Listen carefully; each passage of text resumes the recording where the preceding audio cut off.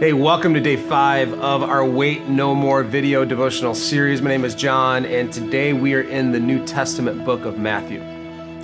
This reading today is from, it's just a little part of one of the most famous sermons ever given, the Sermon on the Mount.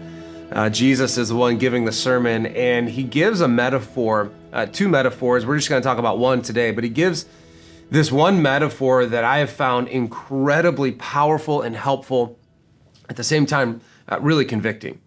Of all the things that he could have said that we as followers of him would be, he chooses a metaphor that in his day and age, in the first century, it meant a lot.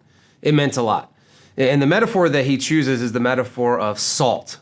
The metaphor of salt. Here's our reading for today. Matthew 5, verse 13. Jesus says this in the Sermon on the Mount. He says, "You are." It's really important. Let's just stop there. He doesn't say you might be. He doesn't say you could be.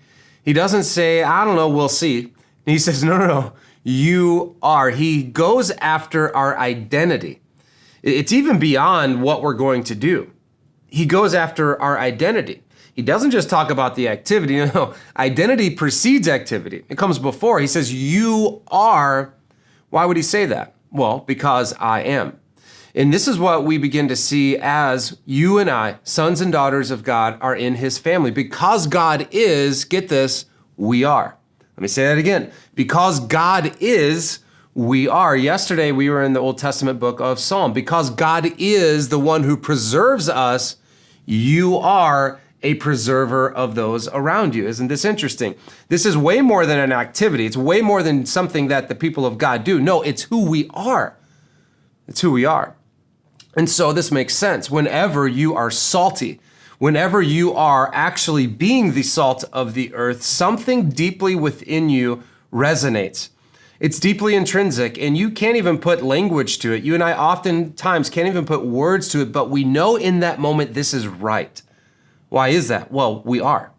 Jesus says, you are, not you might. No, you are the salt of the earth. You are the salt of the earth.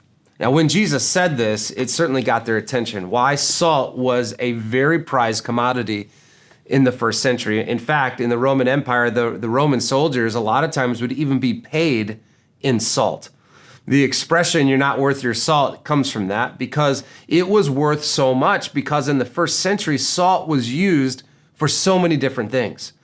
Now, as you would expect, in the first century, they didn't have refrigerators, and so salt was really important when it came to preserving certain things in their life for their family. There were no minute clinics, or they could quickly head to CDH. So salt was used as a healing ingredient in many areas of their life. Salt was worth so much. It was of great value. And so Jesus says to those who to him are of great value, his sons and daughters, those that would follow, you are. You are the salt of the earth. And because God is, we are. Because God preserves us, now we get to preserve the earth. It's an interesting thing. And so here's my question. Who has God put you around to preserve? Who has God put you around to preserve? Who has God brought into your life? Into that team, into that college kind of dorm room perhaps, into your team at work, into the classroom that you teach, your family even. There was recently a wedding. Here we go. We got a new family member. Who has God put in your life for you to preserve? It's that new neighbor that just moved onto your street or into your apartment complex. Who has God put in your life to preserve? And right now, some of you immediately know that answer, and some of you aren't sure. And it's okay if you aren't sure. You could pray about that. You could say, God, would you show me? God, would you speak to me today of who it is that you've put in my life for me to preserve? And by preserve, I mean this. As salt is salt, guess what that does? It adds flavor. What if you were to add flavor to that person's life?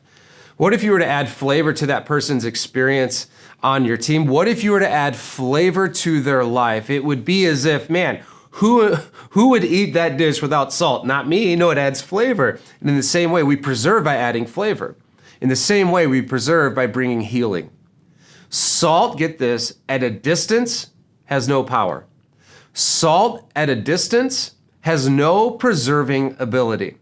If you were to preserve meat, what do? You take the salt and you cake that salt right on the meat.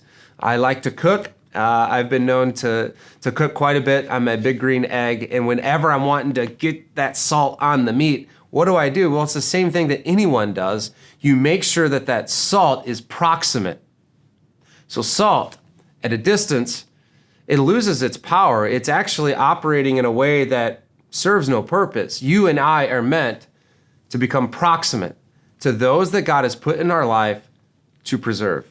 So what does it look like for you to take a step today to not just be a hearer of God's word, but to be a doer of God's word? What can you do this weekend?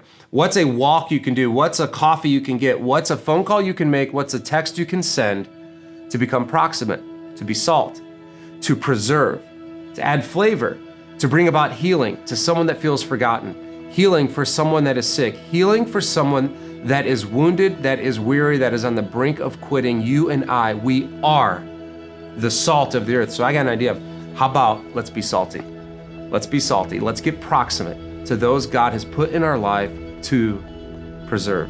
That's all we have today for day 5. I look forward to seeing you guys again for day 6.